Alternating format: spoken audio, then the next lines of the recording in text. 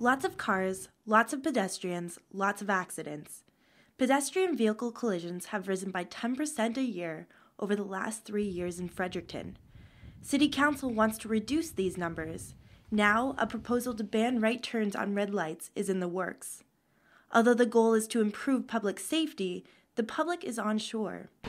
I don't think it's that great of an idea.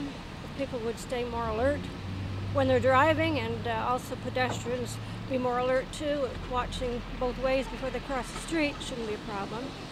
City Councilor Greg Erickson says the public reaction has been more negative. He says they don't understand how much work goes into a project like this.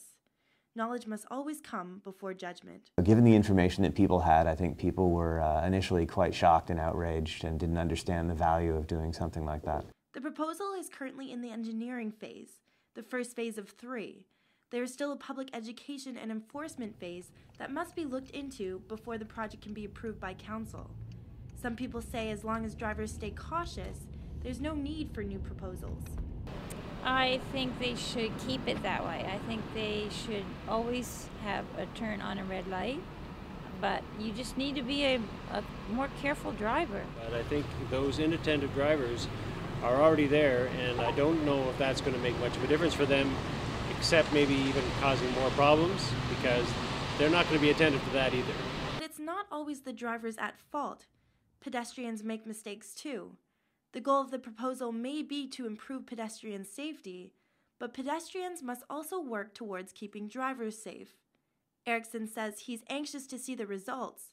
A project like this needs facts and figures.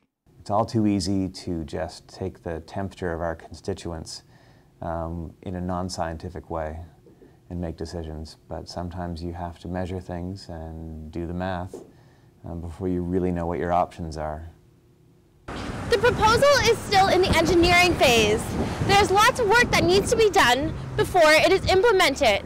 We'll see if the public reaction changes as the work proceeds. For Stu Journalism, I'm Anika Duivenvoord.